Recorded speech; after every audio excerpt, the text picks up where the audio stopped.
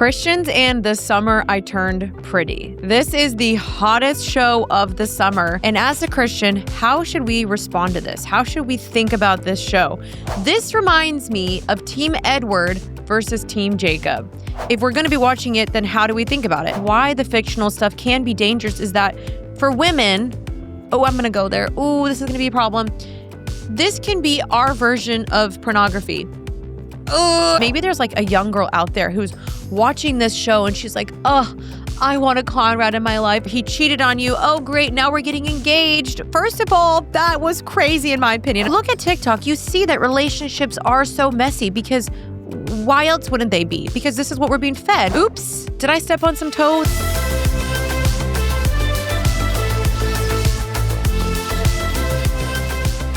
What's up, everybody, and welcome back to Happy and Healthy. I am your host, Janine Amapola Ward. If you are new here, I post every single Tuesday. This is a Christian podcast, and I give you guys things to think about with faith and dating and your relationship to yourself, relationship to God.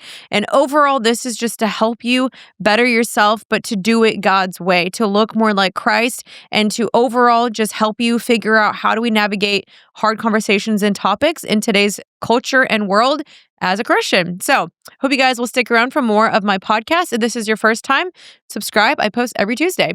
So I am really pumped about today's episode because we're going to be talking about the summer I turned pretty. And I'm really excited about talking about this show because it is a show that I watch, and we'll get to that in a second here. But this is the most buzzworthy show right now. Everyone's talking about it. It has gone viral. I have not met a single person who has not watched this show. I mean, there's watch parties for it. People are obsessed. Everyone's like, Team Conrad, Team Jeremiah. Which one are you? To be honest, this reminds me, because if you're old like me, which, 31 is not old, but if you were in high school around the 2000s, this reminds me of Team Edward versus Team Jacob. Now, this is our modern day version or our Gen Z version of Team Jacob versus Team Edward. So if you were a part of the Twilight Saga whole thing around this time, you get it. This is just, to me, this is just another rerun of that, but it's just a different version. It brings me back to those days where I remember being like, Team Jacob. And I was never Team Edward. If you were Team Edward, what were you thinking? I'm just kidding. Okay. Different topic, different day. So it just reminds me of that, except now for this generation. So if you're in your 30s like me, then you feel like, okay, I've seen this before. We've done this before. This feels familiar. You get it. Maybe you're younger, you're Gen Z. You didn't live through the whole Twilight Saga thing. And you're like, okay, I'm obsessed. Two guys. Which one do I pick? Which one's better? Totally get it. And just to say, we've done this before. So it's kind of funny watching everyone obsess and go through this because I'm like, I remember this. So I want to talk about this because everyone is obsessed with this show. It is all over social media. I mean, it's a trending buzzworthy thing. And as a Christian, I've seen a lot of people talk about this. And I'm a Christian and I feel like, these shows are not going anywhere. They're going to be continue to be made. There's so many new shows coming out every single day. As you can see, Amazon is dropping new shows all the time. There's a new one, I think, called We Were Liars or something.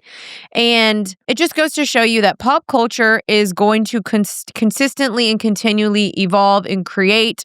And as Christians, we have to be able to discern, okay, what do we think about this? Is this good? Is this bad? What is toxic maybe in this show? And so I'm going to be kind of debriefing and talking about that because this is something that everyone is watching and I'm watching it.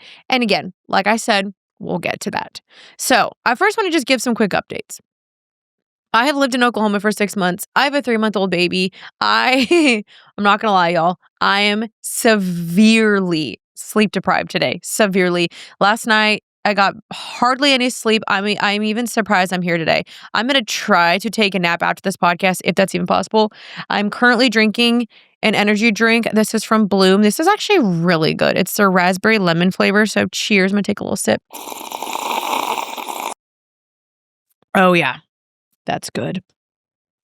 Because I am struggling to function. So if I seem a little spacey, if I seem out of it, if I'm stumbling on my words, give me grace because yeah, we're struggling today. Anyway, let's get into today's topic and I'm really really excited. Okay, so basically I want to just preface by saying I watched this show. So it was really funny. I remember stumbling across this show when Maddie and I lived together. We were randomly, because we would always watch shows together at night, and we were just like, oh, what's this show? This looks kind of interesting. And we clicked it and we were like, whoa, like this is good. But at the same time, extremely cringy. And it has a lot of, unbiblical things in it. So we're straight up, I'm going to address that. Like it has unbiblical things in it. We know that. So I do watch this show, like I said, and I remember watching it when it first came out, didn't know it was going to blow up the way that it did. Maddie and I watched season 1 together, which I don't think she watches it anymore, but I've watched the seasons after that because obviously I'm intrigued. I'm like, who's she going to pick? But I'm aware that this show has very unbiblical and ungodly things, which, to be honest, what show nowadays doesn't? Almost every single show has themes like this. Every single show has things that are not, necessarily glorifying or honoring to the Lord. Now, there can be two different camps of people who think about this in a certain way. One camp of people can say, don't entertain it at all. Don't watch it at all. Why would you even watch that? It can be a little borderline legalistic, but also at the same time, I understand where people say, no, I'm not going to watch anything that does not glorify and honor the Lord. Then there's the other people who can say, it's not that deep. It's just a TV show. It's not affecting me. I can watch it. It doesn't bother me. It doesn't, have any effects on me. I don't feel like it's just a fun thing to do. So there tends to be two different camps of people. Now, I'm a little bit more in the middle. I can also be able to look at the show, see the themes and say, okay, yeah, there's alcohol, there's drugs, there's sex before marriage, there's, some homosexuality in there. Like there's all sorts of things in there, of course, that I'm able to say, yeah, not the best thing. But I'm also not going to say, oh, it doesn't affect me or it's not that deep or whatever, because I feel like I'm mature in my faith enough to be able to look at it and say, okay, yes, I know that's wrong. That's not good. That's not God glorifying. This show doesn't celebrate anything necessarily godly and God honoring. But I also feel like, to me personally, I don't feel like it's necessarily affecting me because I'm able to look and discern and watch the show and be like, it's not a problem. Now, you might have an issue with that. You might be like, okay, Janine, you're not a deep Christian or you are fake or you're whatever. I don't really know. That's for maybe me to just take up with the Lord, but also I don't necessarily need people judging my depth of faith with the Lord because you don't watch it and I do. Now, I really am very, very cautious on what shows I watch because there is so much garbage on Netflix. So much garbage. I mean, Too Hot to Handle. There's very demonic shows. There's very overly sexual. I mean, the second if I see a show, if it shows any form of nudity, I'm out. Like, I will not entertain that. If it's anything demonic, I'm out. So I feel like that's kind of where I draw the line. I'm very, very cautious also what I consume and what I let into my life because I know the way that it affects you. So you could, again, maybe look at me and be like, okay, so that's confusing. You're telling us not to watch it, which I'm not necessarily saying don't watch it. I'm saying let's be guarded. And if we are going to be watching it, let's make sure that we're thinking about this through the proper lens and through the correct idea of like, okay, what's right and what's wrong. So I kind of want to kind of go through some of the things to discuss and some themes in this show that maybe aren't the best to watch or maybe not necessarily the best to idolize because it does glorify a lot of wrong things. So I just want to say, we know the show is not godly. We know the show has problems, but that's why we're talking about it because if we're going to be watching it, then how do we think about it? And so I'm going to be going through a couple things because I feel like maybe there's someone who is a new believer and they're watching this and they're like, it's not that big of a deal. But maybe you're more mature in your faith and you're able to watch it and still be able to discern, okay, yeah, I know that's not right, but it doesn't bother me. Because like, for example, the alcohol stuff, like that doesn't affect me because I don't really struggle with that. I don't struggle with, most of the things that these women are struggling with in the show. So I think that's why I'm able to watch it and be like, it doesn't affect me because I don't struggle with those things like I used to anymore. So if you are maybe a baby Christian or you're new in your faith, I'm trying to give you things for you to think about because maybe you're watching this and you're thinking it's still fun or it's still correct, or maybe you're like, it's not that big of a deal when it is a big deal to the Lord. And so maybe it's affecting you or causing you to stumble or causing you to maybe be more lukewarm in your faith because you don't think it's a big deal when maybe it is. I also haven't found myself getting like wrapped up and obsessed with it. I watch it for fun, but I don't feel myself personally being obsessed with it. So I wanted to say that because one of the things I feel to be an issue with this show is that people are becoming extremely obsessed with this show, overly obsessed. It can be almost quite parasocial to where you feel like you know these characters. And I've even seen online where people are going to Gavin, the actor who plays Jeremiah, and they are roasting him and commenting like you're annoying and you're cringy and you're tacky and I hate you in his comments. And I'm like, y'all, he's an actor. He's playing a part. He's a Christian in real life. Like if you follow him, he posts about his faith, which again, people can just be very, very judgmental. Now, he accepted this role. And my theory, I could be wrong, but my theory is Gavin wasn't as strong in his faith when he accepted the position. And as he grew his faith, he was like, oh, shoot, I'm playing a character that I don't necessarily support the role. So they kind of changed his role. And he's obviously, in real life, a Christian. He's a firm believer. And he's posting about his faith because he wants to show people, hey, I'm a Christian. I'm a believer. But y'all, he's doing his job and he's locked into a character. I can guarantee you, he's locked into a contract. Like he's in a contract. He can't just leave because he has signed on legally for 3 seasons of this show. So some people might be like, well, if he's a Christian, well, why is he doing this role? And why is he still taking this position? And why doesn't he just quit? He's in a contract. Like that's how it works. And so I feel like, again, people can be very, very judgmental and they are coming for him online. And it makes me sad.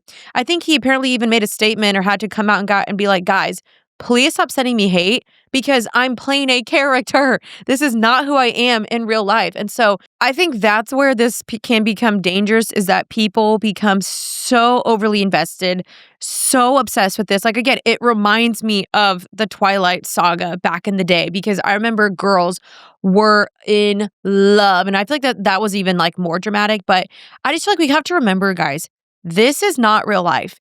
This is a TV show. And I have seen just online, like people are just literally obsessed with this show. And they're literally getting fights if you're like Team Jeremiah versus Team Conrad. If you pick Jeremiah and you don't pick Conrad, people literally get in fights. And obviously on TikTok, because that's where most pop culture discussions are being held, people are dissecting the show and it's whatever. It can be fun and light and it doesn't have to be that deep, but I feel like it can be problematic when you are spending so much energy and time thinking about it and wasting time on TikTok reading all the theories and you're overly interested in every single little detail. It can be fun in games. It's not that deep, but also I feel like we just have to be careful that we're not like idolizing a show or idolizing a character or overly romanticizing this love triangle, which we'll get to, because I just feel like people, in some senses, they can kind of like wish that this was them, where they had like 2 guys fighting over them and they were in this love drama, and it can kind of make you maybe subliminally want that and desire that. So I don't know. I just feel like we need to be careful that we're not becoming overly obsessed. Now, for me, I like the show. I watch the show. I watch it every Wednesday. It's kind of a fun thing to do with my girlfriends, but I don't feel like I'm like, I need to read every single theory and know, because to me, I'm like, this is like fictional. Like it's not real life. So personally, for me, don't come for me. I don't really want to waste my extra time that I don't have much of, watching theories and all these things about a fictional show. And that's why I've also never personally ever gotten into fictional books, because I don't know. I don't really want to live in fantasy. No, I'm not coming for you if you do. I'm saying this is for me. To me, I would rather spend my time reading either the Bible or reading a self-help book, which self-help I mean more like a Christian self-help book where it like gives you advice or things to think about or challenges you in your faith. To me, I'd rather grow in that way, which is why I've never really gotten into any fictional books. Like the last fictional book I read was Hunger Games, way back in the day, like high school days. And so that's just my personal prerogative. So don't come for me if you like fictional, that's fine. For me, I would rather spend my time just elsewhere. So I think that's where it can become a little bit maybe problematic, is that we are overly investing our time and our energy into something that's not real. And I think in some senses why the fictional stuff can be dangerous is that for women, I'm going to go there. This is going to be a problem. This can be our version of pornography. I know y'all are not going to like me saying that. I've seen this to be true. For men, maybe their pornography is different, but for women, we are very emotional people, so we love this stuff. We eat this ish up. And that's why, like, we as women, we're so hooked and engaged in this show. We love the Jacob versus Edward because we love romance. We love love. We love these triangles. We love this drama. And so for women, this can be our version of pornography, is reading these fictional books. And we get invested into them and we want to see what happens. And does the man love her? Does he pick her? Does he choose her? So I think God has wired women to desire a love story. And I think that's also why, that movie Redeeming Love, which is based off the book in the Bible, the book of Hosea. It's based off of that because we want to be pursued. We want a man to chase after us, which is not a bad thing. Of course, who doesn't want that? But I think when we start to overly fantasize and romanticize a toxic thing, that's where it can become a problem. So I feel like we have to even be so careful about these shows. Like for me, I'm not fantasizing this. Like I'm married, I have a child, like I'm past this, but maybe there's like a young girl out there who's watching this show and she's like, oh, I want a Conrad in my life and I want someone to fight for me and I want da da da. I wish two men were fighting over me. We have to remember again, y'all, this is not real life. This is a scripted television show. And I remember back in the day when I was watching Team Edward and Team Jacob and Twilight, I wanted someone to fight over me and I wanted, two men to love me and pick me and choose me. And I'm old enough now where I'm like, don't need that, don't care. But I feel like there's younger girls that are watching this and they're like, I want a Conrad in my life. Conrad is an actor. It's not real life. And I think that's where this can become dangerous. And I know you're probably thinking, Janine, it's not that deep, but no, I really do believe there's people out there watching this show and they really desire this. They wish that they had a Conrad. They wish had someone who had fantasized about them their entire life and had loved them ever since they were little and loved them and was dreaming about them and whatever, all the things. I think that's where I'm just trying to say, let's be careful because this is not real life. So obviously there's some themes in here. Like the love triangle situation is already problematic because Hollywood in general, and typically in movies and whatever, they overly fantasize and romanticize about toxic relationships, drama, this roller coaster of emotions. Does he love me? Does he not? Does he want me? Does he not? Oh, what was being Romeo and Juliet? I love you. You complete me. And I just feel like biblical love should not have to be like that. Now, of course, you want a man who pursues you and chases after you and desires you, but it doesn't need to be this roller coaster of emotion. Now, I remember, who's that author, Ben Stewart.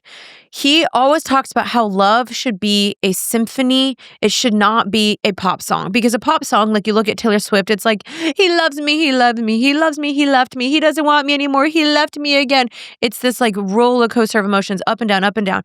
And we should not desire that type of love because God's love is steady, it's unconditional, it's easy, it pursues us, it always wants us. Even when we're broken and sick, he still desires us, but also God wants the best for us. He doesn't want us to stay in sin and secrecy and our sickness and our depravity. Like God doesn't want that for us, but God wants to pull us out of sickness and pull us out of sin. And he doesn't, want sin in our life. So he's not just going to dismiss it. He's like, hey, I have better for you. And so I feel like sometimes we just think like, oh, this love is exactly what I want. A man who just pursues me, even though I'm making all these wrong choices. And I just don't feel like that is something that we should romanticize. So I think, again, this is where we should be careful because a pop song is this up and down, up and down, up and down, up and down. And we can condition our hearts and our minds to think that this is normal. You break up, you get back together. He cheated on you. Oh, great. Now we're getting engaged.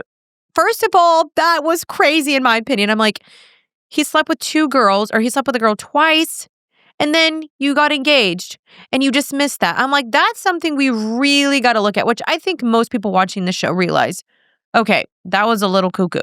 So yeah, I mean, basically, if anyone were to be like, oh, it's not that big of a deal that he slept with another girl, they were on a break, I don't know. We're going to have to disagree on that one because I think that's absolutely cuckoo to go from being together, breaking up for a week, and then him sleeping with another girl and them getting back together and then proposing, and it wasn't even a proper proposal. Whatever. I digress. So those are just some things that I'm like, I think that just in general, I think most people would agree with me that that was a little crazy in the show and a little unrealistic. And I'm not going to lie, the show Very cringy. It is very, very, very cringy. But you have to remember, it's TV and it's whatever. I think another thing that is worth noting is obviously we just, I'm a big believer in waiting till marriage, and that's something I'm a big proponent of. And I think it's something that I didn't do right in my life, and I saw the consequences of that. And I want to always encourage people that there is a God ordained design for sex, especially sex before marriage.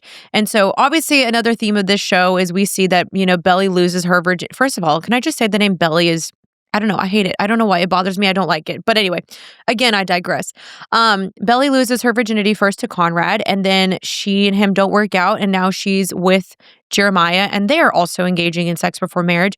And again, this is just something that as a Christian, I don't support, and I don't really believe that is a good plan for our lives, because I think God ordained sex within the confines of marriage, and I think it's something that is so sacred and special. And so as you're watching this, obviously just know that that is not something to also be glamorized, because I just think God does not want us to do that. There's just so much protection when we keep it within the confines of marriage. And I think this show can just kind of flippantly show like, oh, it's not that big of a deal. You just sleep with one brother and then you go to the next. Like, that's a little crazy if you think about it in that way. And obviously, like, they made a joke about it in this most recent season where the girl was like, so the only people you've slept with is these two brothers. And when you think about it that way, it's very weird. And it makes you be like, okay, wait, why am I watching this? So just another thing I think that's worth noting is, like, obviously there's very much so many themes of, sex before marriage and alcohol, and they were smoking weed in the most recent episode. And obviously I'm aware this show does not promote anything godly. So that, again, why we're talking about it. I think something else too that's worth kind of noting is the fact that, this whole show is about how Belly had a glow up.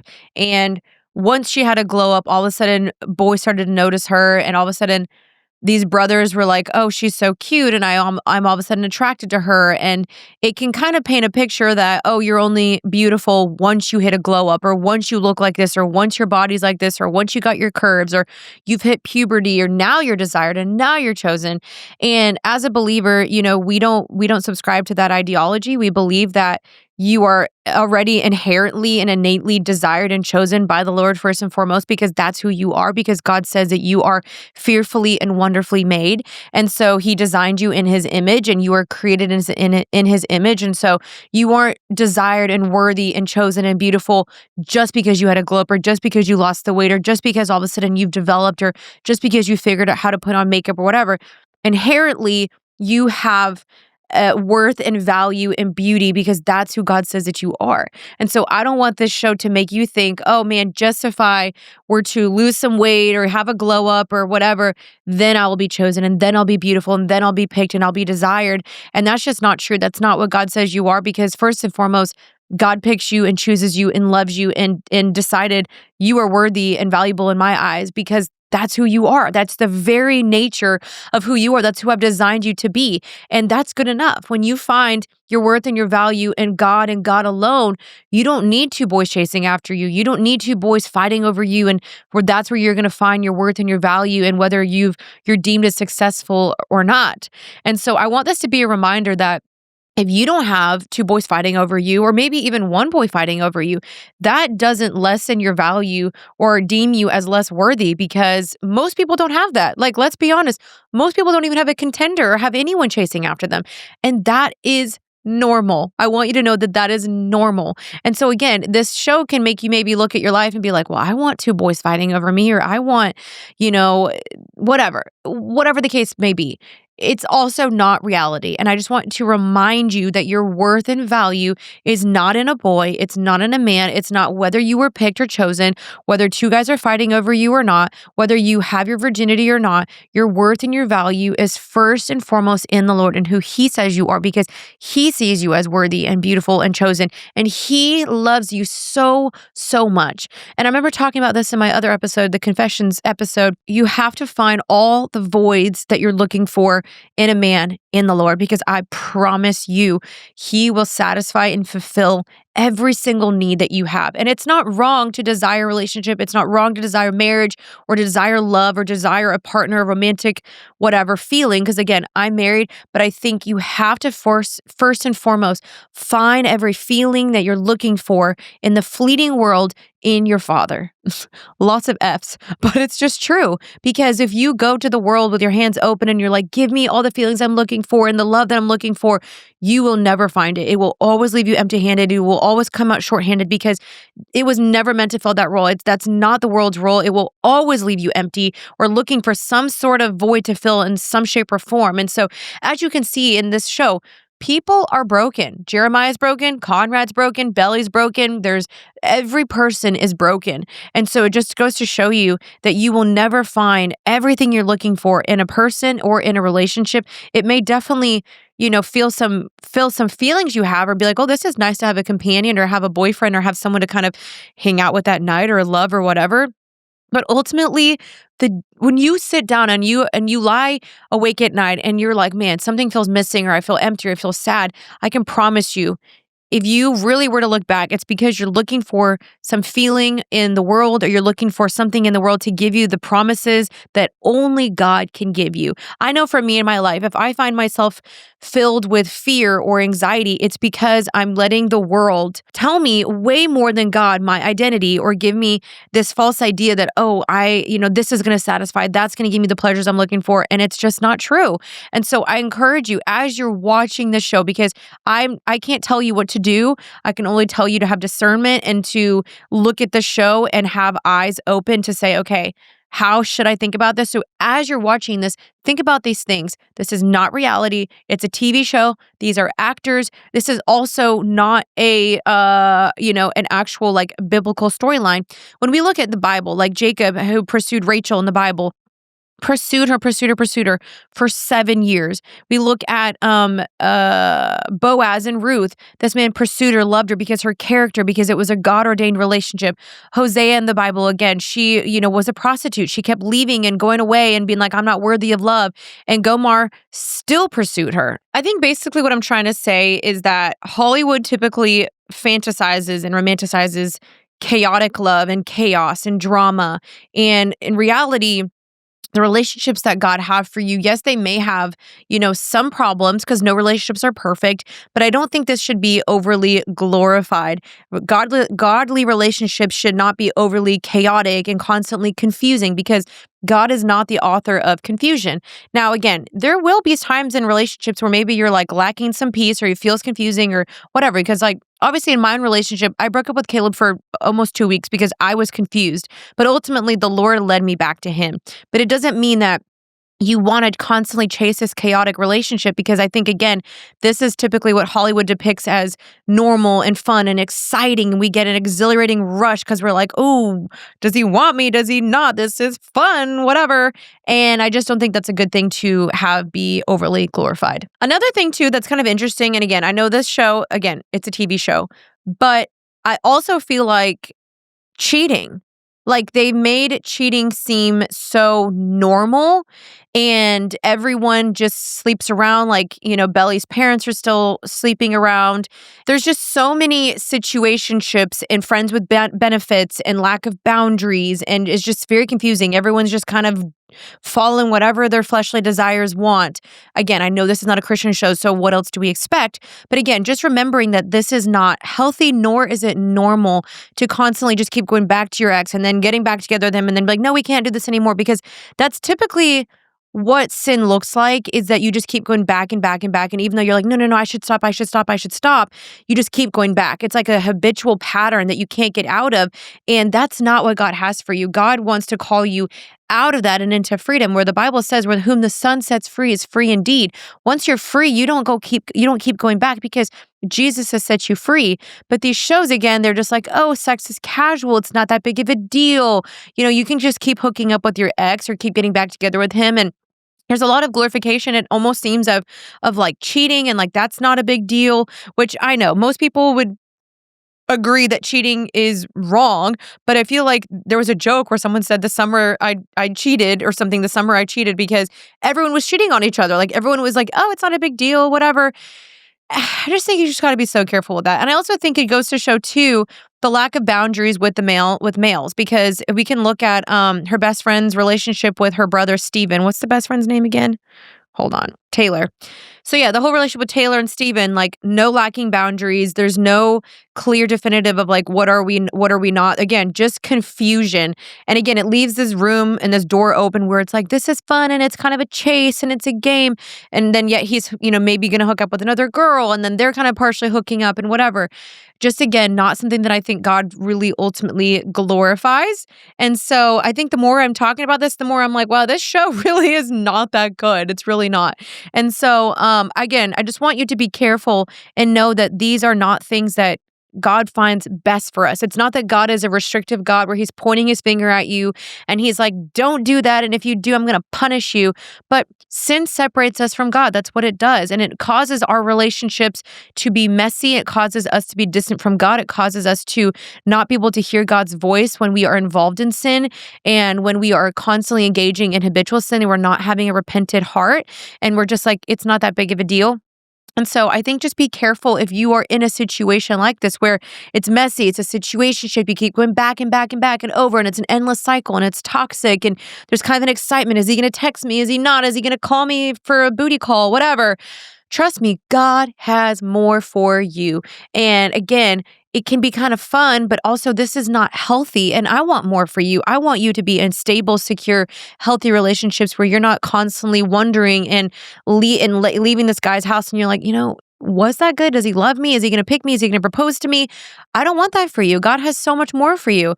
And so I just feel like, again, this show kind of just overly glorifies these messy relationships. I'm like, can we not just see like a stable, healthy relationship? If you look at the show, who has a stable, healthy relationship?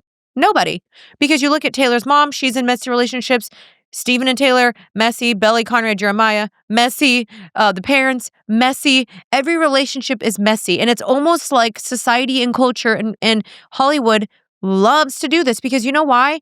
There is an attack on godly marriages because the enemy hates godly marriages because he knows that God ordained marriages.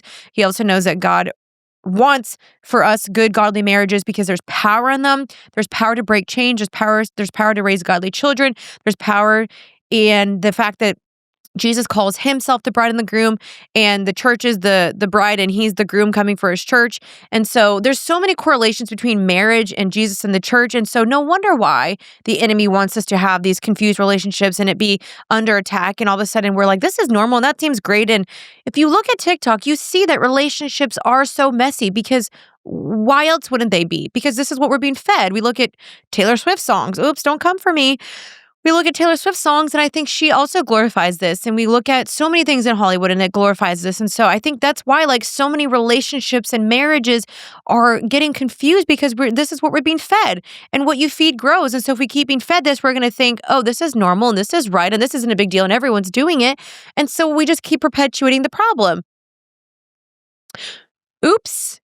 Did I step on some toes? And I'm sorry. I'm really not trying to be harsh. I think the more I'm talking about this, the more I'm like, oh, this is a problem in society. This is something that we need to address because this is an issue. And I want us to know that this is not normal and it's not healthy and it's not God's best for you. Okay, some final notes and then I want to close out. So obviously in this most recent season, Jeremiah and Belly are engaged and everyone seems to have a problem with the fact that they are engaged. There's such a negative connotation around young marriages. And I think also that's another form of where this can be under attack because people automatically assume if you're getting married young, it's not going to work. It's not going to last. Now, I personally believe that if your marriage is on the foundation of Christ, if you are two people surrendered to Christ, you're surrendered to Jesus, you're surrendered to his will, and you're seeking the best. You're seeking to honor each other. You're seeking to honor God. You want to serve your spouse. You will have a marriage that lasts because your marriage, if you are both dying to self and you're saying, I'm going to make this work. I'm choosing you. I'm going to choose holiness. I'm going to choose God. And I've seen so many successful marriages. Doesn't mean they're not perfect. Doesn't mean they don't have flaws. But because they have surrendered to Christ and they have chosen to serve each other and only have eyes for each other, they can work. And obviously, again, this is not a godly relationship in the show, but people are demonizing young marriages. They're like, oh, this is not going to work and you're too young and what do you know? Now, in this show, in this specific connotation or context, yes, I obviously think they shouldn't get married because he just cheated and they're very immature and there's a lot of issues. But it doesn't mean that every young marriage is going to fail because I know so many young marriages. My college roommate, she got married, I think, her junior year of college, and they're still together and they have an amazing, godly, awesome marriage. So I don't like that they are demonizing young marriages altogether because just because you're young doesn't mean your relationship is automatically going to fail. Now, I don't know the statistics on young marriages. I know that obviously you get older and you're like, oh my gosh, I don't know myself anymore and I'm changed and is he still going to love me? That's why you just have to remember you're choosing to continually love someone sacrificially, no matter if they change, no matter if they have different interests or their body changes, or their face changes, because when you get married to someone, that is what you're deciding is you're saying, I'm going to love every single version of yourself. Because even 3 years ago, I'm a different person than when I met Caleb. And so he still chooses to love me and vice versa. And so that's why your love cannot be contingent upon age. It can't be contingent upon just interest or contingent upon like, oh, whether I'm all of a sudden bored or I'm not. Like, so I just feel like that's another thing that kind of bothers me that they're so demonizing on young marriages. But I understand in the show, they're a little immature and there's some problems in the relationship, so totally get that. I think the last thing I just want to kind of note, and I would love to hear your thoughts down below and whatever, and you guys can kind of chime in. And again, some of you guys might be like, well, this is ridiculous. If you're talking all bad about the show, why are you even watching it? To me, again, I'm able to critically think and rationalize like, hey, I know this is not like the way we should live our lives, but you know what I mean? And I don't feel like I'm obsessed with the show. But the last thing I want to say kind of really fast is I think just being careful that these shows can kind of be an escape from reality and an escape from our own problems. And we can kind of find ourselves fantasizing these and living in there and really just, having dreams maybe about Jeremiah or dreams about Conrad or being like, oh, I wish someone would pursue me like Conrad. I do feel like it just can be very dangerous to watch these shows and kind of get lost in it because maybe you don't have something like that in your real life. And again, that is okay. That's normal to not have that. And so I think just to be careful to not lose yourself in this show and be like, this is normal and I want this and escape and try to find a way out of your own reality or sadness or discouragement because you are wanting to watch the show and you're desiring what they have on the show. So I think just be careful that you realize this is not reality and the enemy really can use a lot of, forms of media, music, books, podcasts, TV shows, movies, whatever, to really confuse a generation and to really cause us to be discouraged with our own life or to try to look for, a false kind of love elsewhere, whatever. So I just think just be very careful as you're watching this to know, again, it's not reality. So I think just in general, those are kind of my thoughts. Now, again, the show is whatever. I am still technically Team Conrad, but ultimately, like, are any of the relationships healthy? No. But I still feel like at the end of the day, the actors, they are people. So if you're one of the people that is going and commenting on Jeremiah's posts and being like, you suck and you're the worst thing ever, like, let the man please live. Like, he's just an actor. He's playing a part. And I wish people would be nice. And I wish people would just be kind. And I wish people wouldn't be so critical to him also because I know he's a Christian in real life. And I think it is awesome that he's using what he has, his platform, his power and all that for as best as he can. Because while he's getting all the eyeballs on him and on his relationship, he might as well preach the gospel. So he is. He goes on TikTok. He shares biblical things. And I would love to have him and his wife on my podcast. His wife follows me on Instagram. So I'm like, girl, if you're watching this, come on my podcast. I would love to interview them because I think it's really cool that while he has all the eyeballs on him, he's like, you know what? I'm going to share the gospel. And some people are like, then why are you playing this actor if you're da-da-da? Like, y'all, just be kind. Again, he's in a contract. And so these are just some things I wanted just to run by and for us just to think about. We know this show is not godly. It can be kind of light and fun. You don't have to necessarily be so legalistic and overly rigid on these specific topics. But I do feel like if for some reason you're watching this and you are really stumbling, this show is causing you to stumble. It's causing you to feel insecure or jealous or weird or whatever. That's where I'm going to caution you. Maybe you need to step away. Maybe you need to not finish the show. Maybe you need to say, you know what, this is not good for me to watch. I remember starting the show, what's that show on Netflix? It's like the stalker one, You.